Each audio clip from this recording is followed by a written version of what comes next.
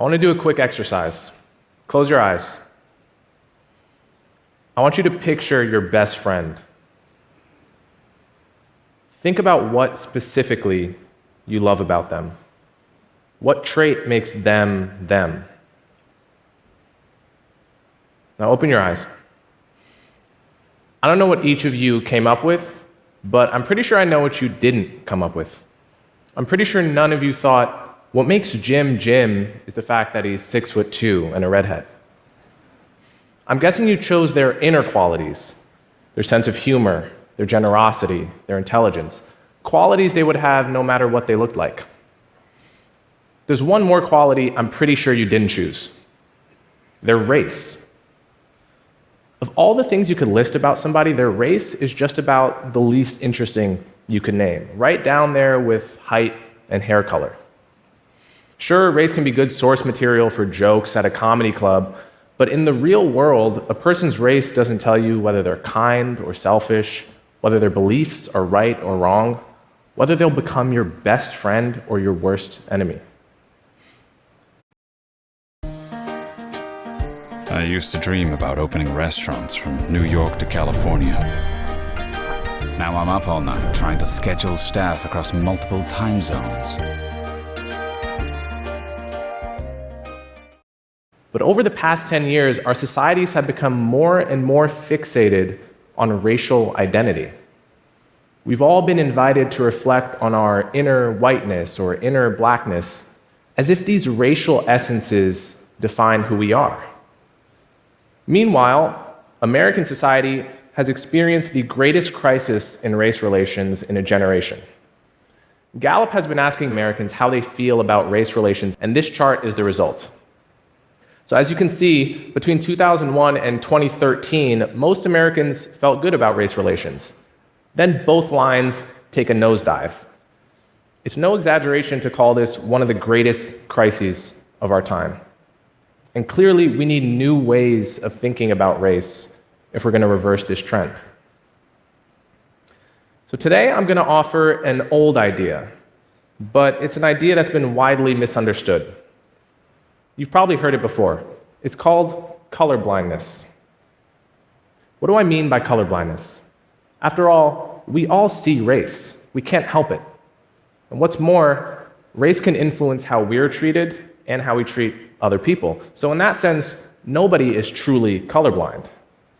But to interpret the word colorblind so literally is to misunderstand it.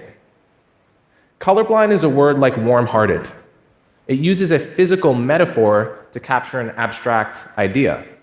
To call someone warm-hearted isn't to talk about the temperature of their heart, but about the kindness of their soul.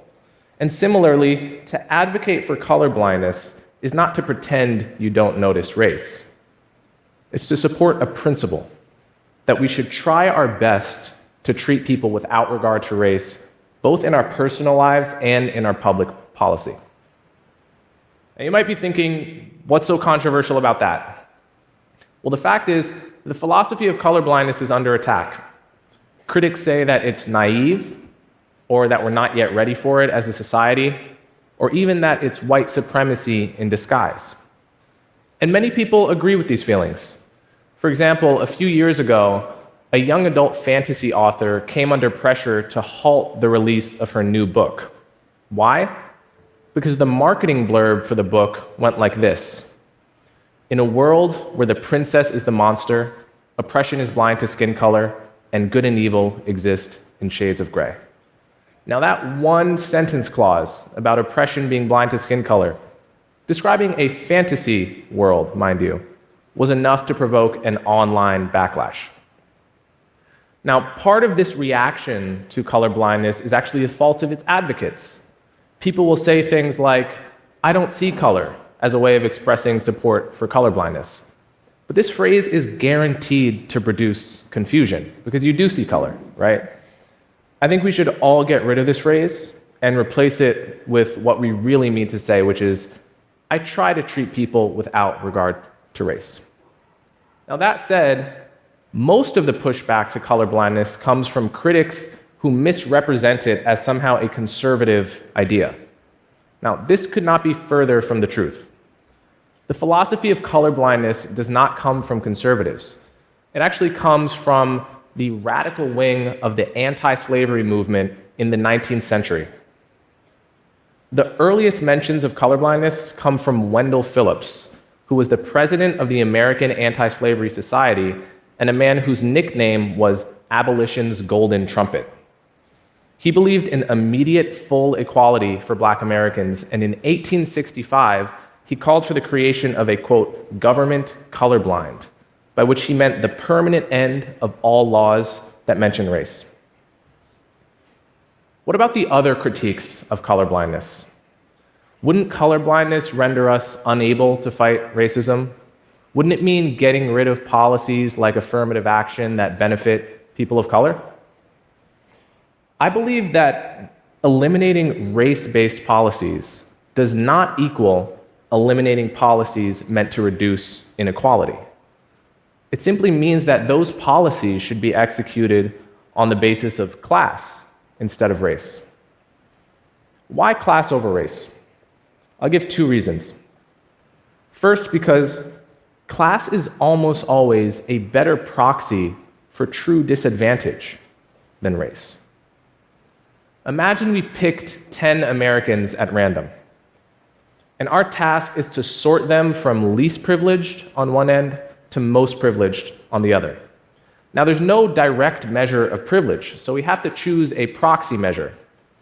My claim here is that lining them up by income or wealth would get us closer to achieving that task than simply lining people up by race. The fastest growing scam of 2025 is spreading like wildfire and wiping out bank accounts in seconds. If you want to lining people up by race. That's what I mean when I say that class is usually a better proxy for disadvantage than race. And the second reason is that class-based policies tend to be more popular and less controversial because they don't penalize anyone for immutable biological traits. Think of policies like need-based financial aid or the earned income tax credit. These are policies that address inequality without anyone having to feel the sting of racial discrimination. I want to give you an example of a disastrous race-based policy. It was called the Restaurant Revitalization Fund. Over 70,000 restaurants closed in 2020 due to the pandemic, and this fund allocated $29 billion to help these restaurants. But for the first 3 weeks of the program, only people of color, women, and veterans could apply. So soon after it began, white male restaurant owners sued, alleging discrimination. A judge ruled in their favor, and the program was stopped. But by that time, 2/3 of the money was already gone. And it wasn't just white men that got discriminated against in this policy. Around 3,000 women and people of color were promised money before the judge stopped the program, and then unpromised that money just after.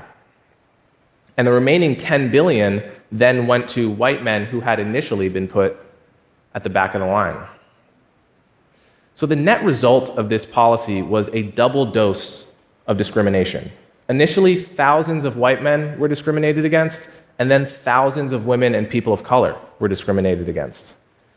And it's a virtual guarantee that there are people out there who lost their restaurant in both of those camps because they were the wrong skin color. Can anyone really argue that a colorblind program wouldn't have produced better results for everybody? So I just gave an example of a disastrous race-based policy. Now I want to give you an example of a colorblind policy that has worked quite well. America has been struggling with the issue of racial bias in policing for a very long time. And a solution to one aspect of this problem is to issue tickets using traffic cameras instead of human beings. Cops can be racially biased, consciously or not, but traffic cameras, red light cameras, and speeding cameras can't. So you would think anyone interested in reducing racial bias in policing would support these traffic cameras, but you'd be wrong. Some have opposed them on the grounds that they don't yield statistically equal ticketing rates by race, and they remain illegal in many US states. So here's an example where the philosophy of colorblindness cuts through confusion like a knife. If we're guided by colorblindness, our goal should be to eliminate bias from systems that affect people's lives wherever possible, not to manufacture statistically equal outcomes by any means necessary. So my talk has been focused on America, but my message is really for any key decision maker at any institution anywhere in the world. If you care about fighting racism, embrace colorblindness. Support class-based policies. Create colorblind processes in your own world. If you're a professor, grade your students' papers blind to their names. Think creatively about how to apply colorblindness to your life. Colorblindness is the best principle by which to govern a multiracial, multi-ethnic democracy. It's the best way to lower the temperature of tribal conflict in the long run. And if we wait for the moment when society is ready for it, we'll be waiting forever. Thank you.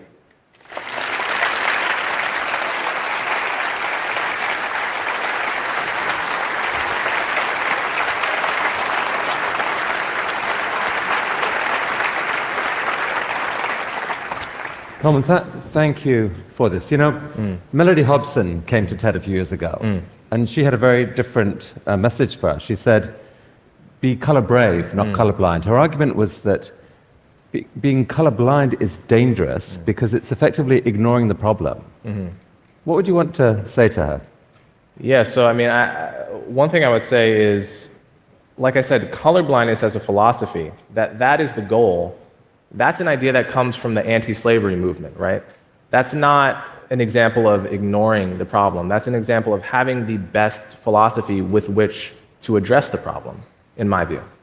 But could you argue that that dealt with one part of the problem, but in today's world, there are still many situations where it's not enough? So to take the story of, so here's an orchestra, right? An orchestra, and it's largely white. And that doesn't feel right, so they institute a policy of colorblindness where, you know, there can't be any racial discrimination because new musicians are auditioned behind a screen. That's colorblind, so far so good. And maybe that helps, but maybe the actual situation is that the minority kids in that area just don't have access to instruments. It's just harder for them ever to get the kind of training and stuff they need. And that the orchestra needs to be taking a lead to bring people through so that there are people in that orchestra who can inspire other kids and so forth. Yeah, so I would propose a different, so if I were leading that orchestra, what I would do is I'd say, let's continue to audition everyone behind the veil, be colorblind in that sense, and then let's separately invest in the community so that we can get kids instruments when they're young, and then judge them by a colorblind standard when they come to audition. See, if you rig it at this level, then you're just changing the bar by which you would measure progress to begin with, right? So I think that is a kind of an artificial solution, whereas we want to maintain colorblind standards but actually address the root causes of the problem. Coleman, you're an incredibly powerful voice on this issue, and I really thank you for the courage to come here and make this case. And Thank you, good Chris. luck with the book. Thank you, Ted. Coleman Hughes, thank Thanks. you.